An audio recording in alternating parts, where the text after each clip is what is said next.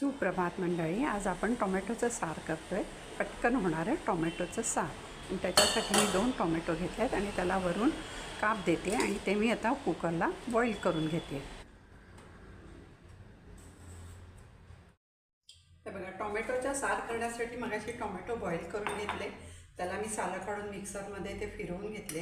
आता ह्याच्यामध्ये लाल मिरची पावडर टाकली मी थोडी, मीठ टाकले, थोडं मीठ टाकते आणि ह्याच्यातच सगळं घालायचं. आता थोडं मी दाण्याचा कूट टाकणार आहे किंवा ओलं खोबरं पण टाकू शकता. आणि थोडासा मी गूळ घालते, कारण टोमॅटो थोडेसे आंबट असतात, त्यामुळे गुळाची चव यायला छान लागते. तुम्हाला नसेल घालायचं तर नका घालू. आणि ह्याला थोडासा दाटसरपणा येण्यासाठी, आता ह्याला काय आपण वाटण वगैरे तसं टोमॅटो दाट असतात, तर मी 1 चमचा डाळीचं पीठ घालते. ह्याच्या ठिकाणी तुम्ही तांदळाचं पीठ पण घालू शकता, डाळीचं पीठ खात नसाल तर.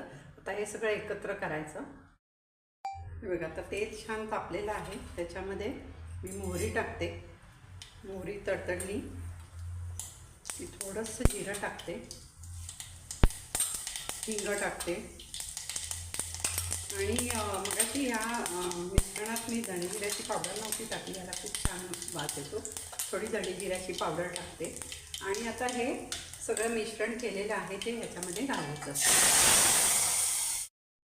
थोडंसं पाणी घालते, कारण खूप दाट आहे, ते दाटसर आहे, त्यामुळे थोडं पाणी घालते ह्याच्यामध्ये. तुम्हाला किती पातळ पाहिजे त्याप्रमाणे तुम्ही पाणी घाला. कसं घट्ट पाहिजे पातळ पाहिजे त्याप्रमाणे पाणी घाला.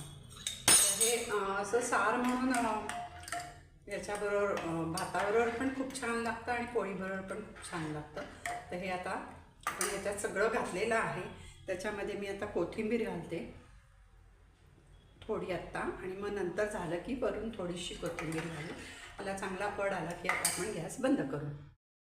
टोमॅटोच्या सारला मी छान उकळी काढून घेतलेली आहे, त्यामुळे सगळे मसाले त्याच्यामध्ये मिक्स झालेले आहेत. आणि हे बघा, एवढं असं दाटसर ठेवलं आहे मी.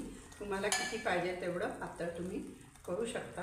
आणि हे गरम भाताबरोबर साजूक तूप घालायचं आणि हे सार घ्यायचं. खूप अप्रतिम लागतं.